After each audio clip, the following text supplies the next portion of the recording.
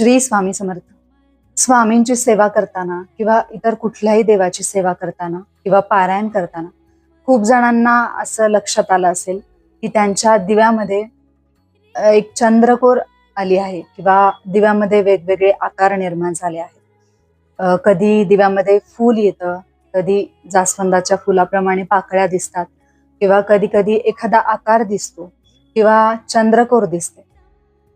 तर या सगळ्या ज्या खुणा आहेत, ही सगळी जी चिन्ह आहेत जी आपल्याला दिव्यामध्ये दिसतात, तर याच्या मागे नेमकं काय कारण आहे आणि याचा नेमका अर्थ काय आहे?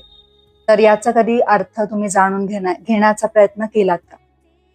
तर याचा अर्थ अगदी स्पष्ट आहे.